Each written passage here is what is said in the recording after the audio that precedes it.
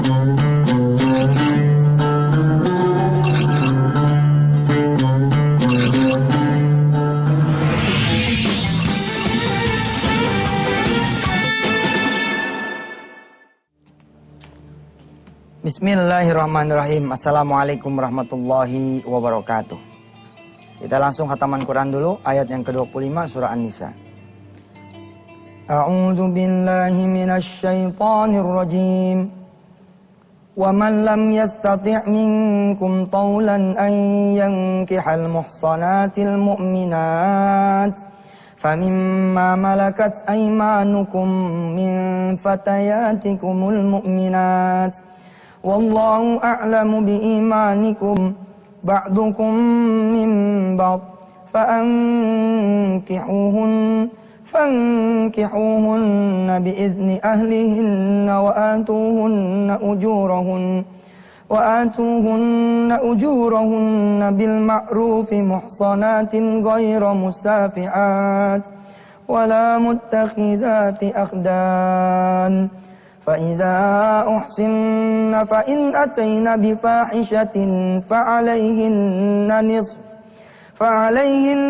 نِصْفُ مَا عَلَى الْمُحْصَنَاتِ مِنَ الْعَذَابِ ذَلِكَ لِمَنْ خَشِيَ الْعَنَتَ مِنْكُمْ وَأَنْ تَصْبِرُوا خَيْرٌ لَكُمْ وَاللَّهُ غَفُورٌ رَحِيمٌ صَدَقَ اللَّهُ الْعَظِيمُ.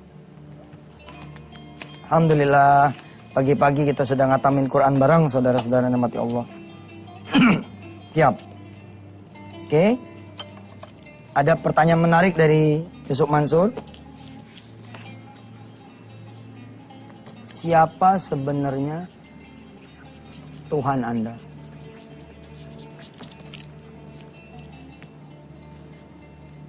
Siapa pemberi rizki Anda? Siapa penjamin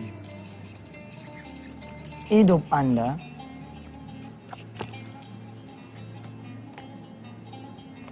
Kenalkah saudara dengan Tuhan Anda? Oke. Pertanyaannya sederhana. Ini ada juga di CD Kun Fayakun.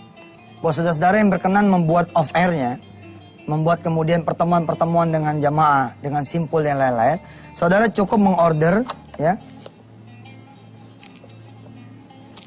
CD Kun Fayakun. Ini CD cakep banget nih. Ini dirilis pertama kali kira-kira tahun 2004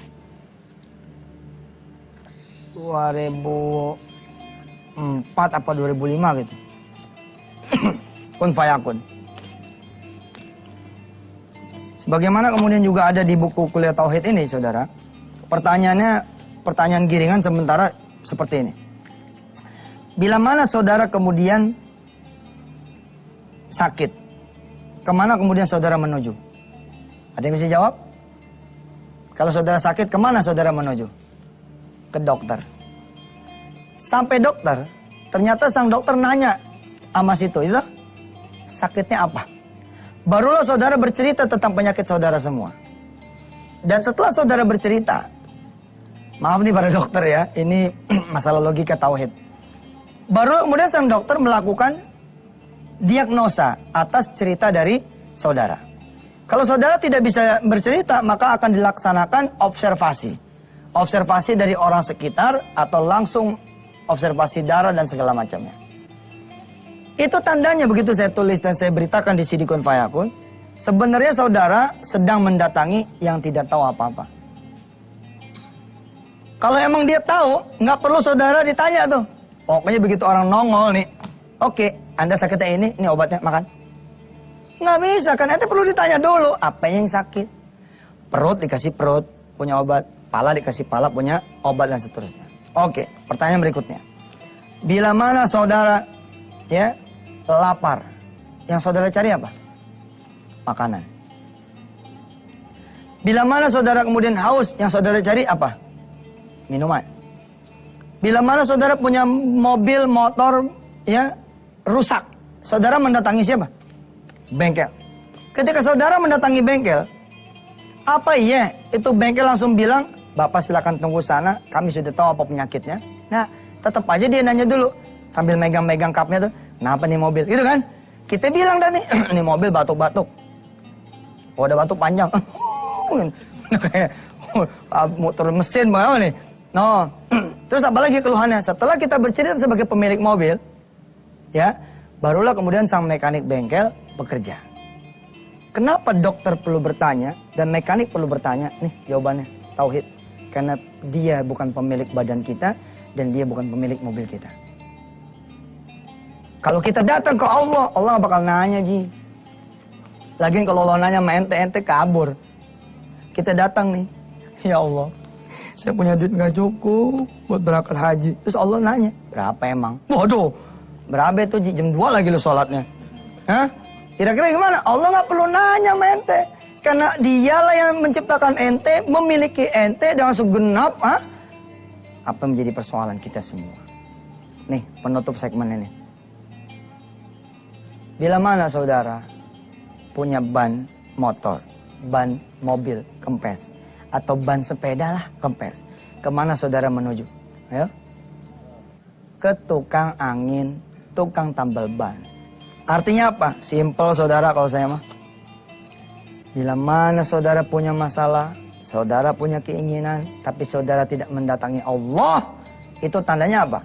Saudara tidak mengenal Allah sebaik saudara mengenal dokter ketika saudara sakit.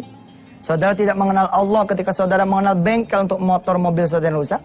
Saudara tidak mengenal Allah seperti saudara mengenal makanan ketika lapar, minuman ketika haus. Dan konyolnya, Allah tidak lebih saudara kenal ketimbang tukang tambal ban.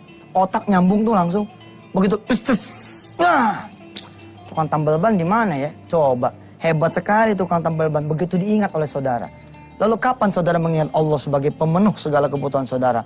Kalau sudah mentok, kalau sudah kepepet, alhamdulillah itu juga Allah tetap menerima dan Allah tetap membantu. Subhanallah. Silakan.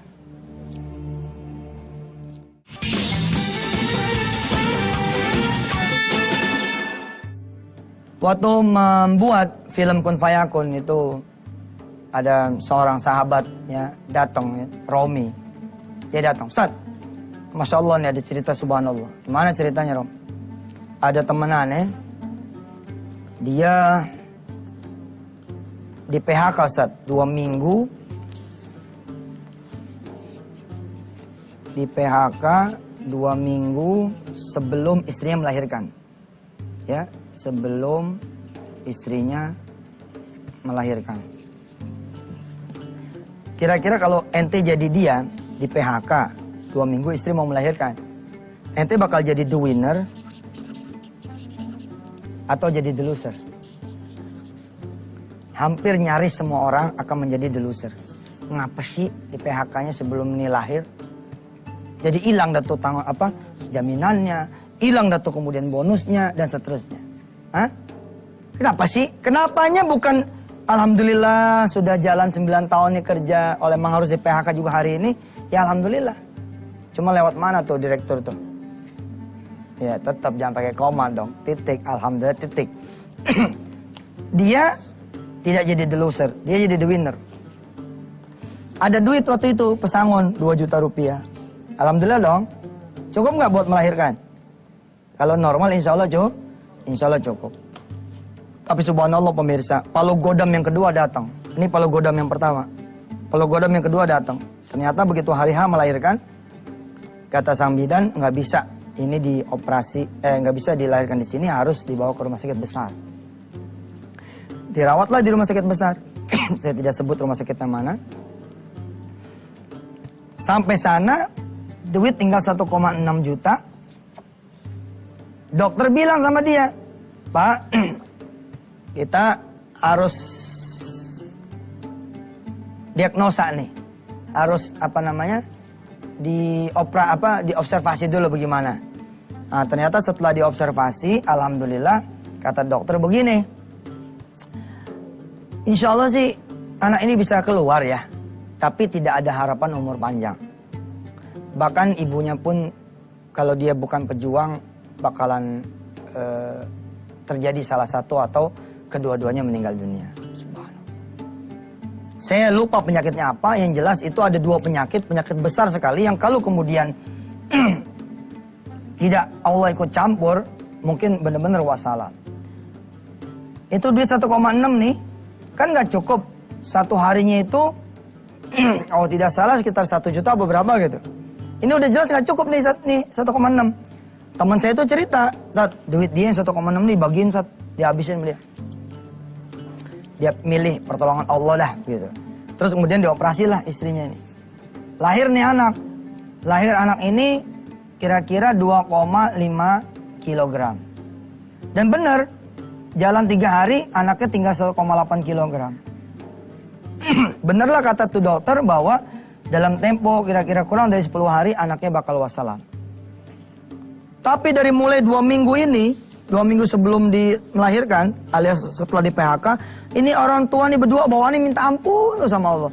Minta ampun, kalau ada salah apa, minta ampun terus. Mikirnya, mana ya Allah supaya ini diampuni, minta tolong. Nah apalagi pada saat kemudian nemenin istrinya, Ustadz teman saya ini hebat sekali Ustadz. Dia sholat malam gak putus, sholat duha, sholat berjamaah dan seterusnya Ustadz.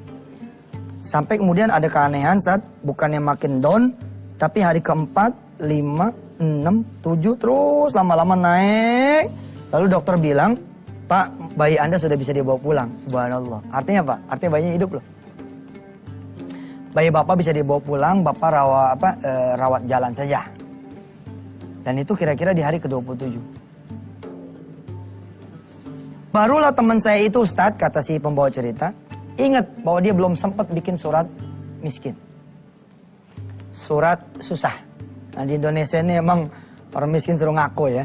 Aduh, subhanallah lah, kita doain pemerintah kita biar kaya raya lah begitu ya. Biar ketemu apa namanya pemuliaan terhadap orang-orang yang hati-hati juga tuh ente kalau mau bikin acara, hati-hati. Jangan ngomong begini kalau bikin acara santunan, ente sebagai pembawa acara ngomongnya begini. Kepada yang miskin-miskin silakan naik ke panggung, kita akan ada itu saya dengernya gimana gitu. Hah? Kepada anak-anak yatim, ya mana anak-anak yatim, coba mana? Allahu Akbar, apa nggak ada bahasa lain apa? Dia lupa bikin surat bahwa dia tuh miskin, surat keterangan bahwa itu dia susah, lupa dia. Terus karena nggak keburu, dia silaturahim ke salah satu teman yang membawa cerita ini. Nah teman saya itu membantu 2 juta. Kita tidak memperdebatkan soal kartu kredit, tapi teman saya bilang, gua nggak punya duit, tapi cuma punya ini, brong gitu, digebrakin itu kartu kredit. Udahlah, kita jebolin semuanya untuk bantu ente. Ngejebolin semua tuh 2 juta. Orang ini dikasih duit 2 juta, mikir, itu berapa duit ya kalau satu harinya 1 jutaan. Sementara duitnya 2 juta. Lagi-lagi nih, dari mulai Ciledug, sampai tuh rumah sakit di Bilangan Jakarta, ini duit 2 juta dipecahin. Kanan kiri dia bagi terus nih duit. Bagi terus duit ini. Subhanallah. Sampai kemudian tiba di rumah sakit duitnya tinggal 10.000. Dan ini cerita Masya Allah nih. Waktu diceritakan karena emang dari yang praktek langsung ya. Air mata saya sih nangis bener. Nangis pertama anak saya tuh lahir sehat loh. Anak saudara sehat tidak? Sehat. Gara-gara gak punya duit buat sekolahin lebih tinggi. Ente malah merasa jadi orang yang nista, jadi orang yang sedih. Padahal anak itu sehat dibanding anak ini. Saya bersyukur sekali anak saya tuh lahir dalam keadaan normal apa gitu loh. Maka ketika dengar ini anak lahir dengan apa, dengan penyakit ini, penyakit itu, oh saya bilang bersyukur sekali. Nah datang ke rumah sakit duitnya tinggal 10.000. Dia masuk masjid pemirsa. Di masjid ini dia nangis, betul-betul nangis. Dia berdoa kepada Allah, berdoa sampailah kemudian yang mau lewat ini lewat. Jadi kita biarin dulu yang lewat. Silakan.